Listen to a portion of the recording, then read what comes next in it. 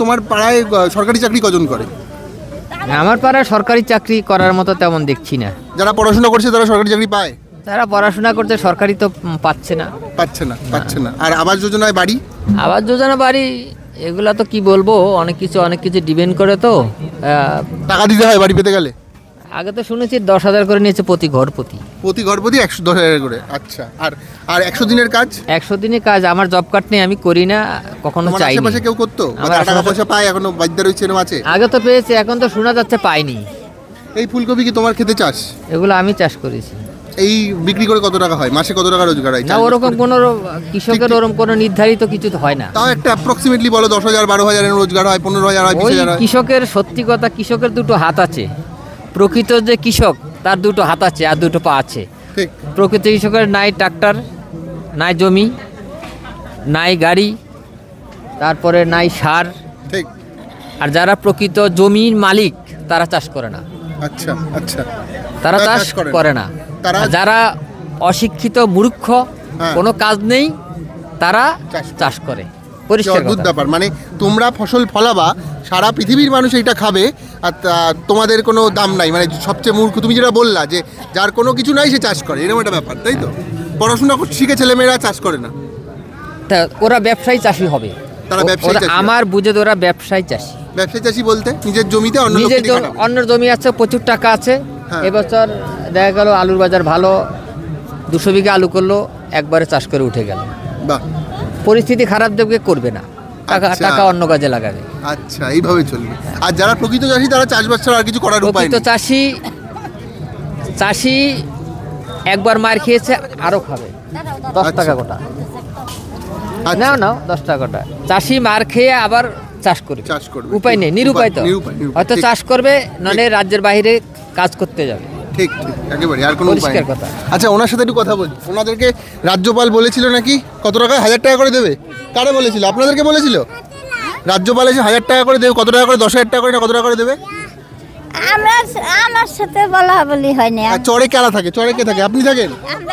চরে কে থাকে? আপনি থাকেন? আপনাদেরকে বলেছিল রাজ্যপাল টাকা দেবে? ওখানে বলছে, শুনছি। আচ্ছা, কত টাকা করে বলছে? 1,000 টাকা করে দিবে অ্যাকাউন্টে, আর 1 বস্তা করে চাল দিবে। আবার একটাও দেয়নি, ঘন্টা হয়ে গেছে। আমরা কিছু পাইতেই নাই। আমরা কেন কেউ? আচ্ছা, আপনারা চরে থাকেন কেন? ব্যাপারটা একটু বলুন। আমাদের জমি আছে এখানে। জমি আছে, তারপরে বন্যা হয়ে নষ্ট হয়ে গেছে জমি? হ্যাঁ, নষ্ট হয়ে গেছে।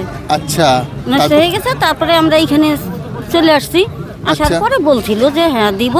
তা জমিও পাননি তো? না, জমি আছে আমাদের। জমি আছে? হ্যাঁ, জমি আছে।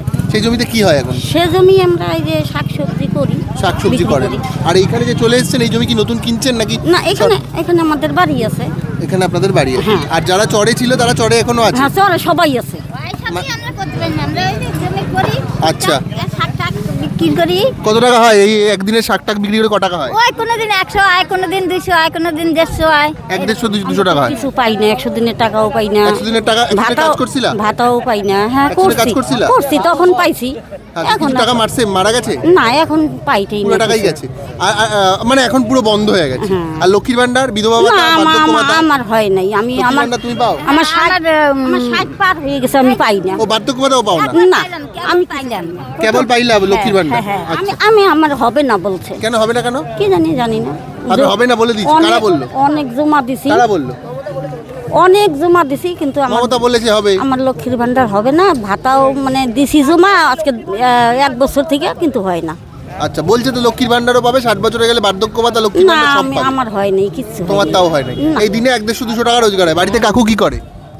একদম অচল। তুমি যাইও, চরে যাইও, দেখে এসো। ও, চরে ওনারা থাকেন? এই যে বাড়ি, এই যে তুমি গেলে অনেক লোক আসবে। ওই যে ওইখানে না? কালকে সকালবেলা তাহলে যাবো? হ্যাঁ, যাইও। ঠিক আছে। তোমার নাম কি? গীতা বিশ্বাস। গীতা বিশ্বাস, ঠিক আছে, কালকে সকালে যাবো। আমাদের বাড়ি আছে, নদীটা পার হয়ে যেতে হয় না? ওই চরেই থাকেন আপনারা? আমরা খুব কষ্ট করে থাকি। তোমার কাকু একদম অচল।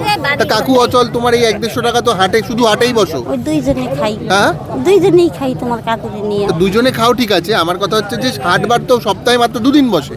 এই 2 দিনে মাত্র 400 টাকা রোজগার, বছরে মাসে 1600 টাকা। আর কোনো রোজগার নেই? এতে হয়ে যায়? তোমার কাকু ভাতা পায়, ভাতা পায় 1000 টাকা করে। তাতেও তো 2600 টাকা। তাতে আর ক টাকা হয়? 1600 আর 1000 টাকা, 2600 টাকা। টোটাল সব মিলিয়ে 2600 টাকা মাসে রোজগার একটা পরিবার চলতে পারে নাকি? কি করবো এখন? না চললে আমিও তো পারি না। কাজকর্ম করতে। বাড়িতে গ্যাস ট্যাস আছে নাকি না এমনি কাঠে রান্না করো? ওই আমার ছেলের আছে, ওরা আলাদা খায়। ছেলের আলাদা খায়? ছেলে অন্য কাজ করে? কি কাজ করে? ছেলেও কিছু করে না? পায়নি নাকি? ও কাজ শিখি নেই, কিছু করে নাই।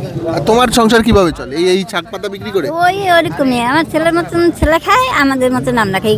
এক জায়গায় আছি কিন্তু ওই যে খরচা নিয়ে খাইতে লাগে, খরচা নিয়ে খাইতে লাগে। আর আমরা এই 25-30 বছর থেকে চরেই আছি 25-30 বছর চলেই আছে। আমরা। এই যে দুইজন যখন এখানে কেউ লোক ছিল না তখন আমরা, তোমরা আইছো, তখন থেকে আমরা চরে আছি। তখন থেকেই তোমরা আছো। আর এইখানে বাঁধের পাশে একটা খুব কষ্ট করেই চলি। সত্যি তো খুবই কষ্ট করে, এভাবে তো চলা খুবই। ঘর আছে। আজকে কত টাকার বিক্রি হয়েছে? হয়েছে 200 টাকা হয়েছে। আজ 200 টাকা হয়েছে। বাহ, আজ তাই রেট মোটামুটি হয়েছে কি তাহলে। করবো 200 এখন, টাকা হলে ঠিক শরীর আছে। তো চলে না, তাও করতে তাও হবে। করতে হয়, এই বয়সে নয় তো করার কথা না। ঠিকই তো, ঠিকই খাবো তো। কি? ঠিক আছে, সকালবেলা দেখা হবে, কালকে যাবো। আচ্ছা যাই তোমরা। এই নদীটা পার হয়ে না। আচ্ছা আচ্ছা, নদী পার হয়ে বুঝতে পেরেছি। চর কাউকে জিজ্ঞাসা করে নেবো। আমরা কথা বলছিলাম ওনাদের সাথে, ওনারা হচ্ছে তিস্তার, আচ্ছা আমরা যাবো তিস্তার চরে ওনারা থাকেন। লক্ষ্মীর ভাণ্ডার পান না, বার্ধক্য ভাতা পান না, বাড়িতে কাজ বলতে এই সপ্তাহে 2 দিন হাটবার, সেখানে 200-400 টাকা রোজগার, মাসে সব মিলিয়ে 1600 টাকা রোজগার। তাই দিয়ে মানুষের জীবন চলে। আর যেমনভাবে রাজা আসে রাজা যায়, দিন বদলায় না। কখনো বিজেপি, কখনো সিপিএম, কখনো তৃণমূল, এখানে ক্ষমতায় বহুবার বহু লোক থেকেছে। এই তো কদিন বাদে লোকসভা নির্বাচন, প্রত্যেক নেতা আসবেন, এইসব মানুষদেরকে প্রতিশ্রুতি দেবেন। ইভেন রাজ্যপালের প্রতিশ্রুতি দিয়ে গেছিলো 1000 টাকার 1 বস্তা চাল দেবে, তারা কিচ্ছু দেয়নি। কোনোদিন এই মানুষগুলো কিছু পায় না, আর তারা বোধহয় চায়ও না। জলপাইগুড়ি থেকে পঞ্চানন, ক্যামেরা জয়তী।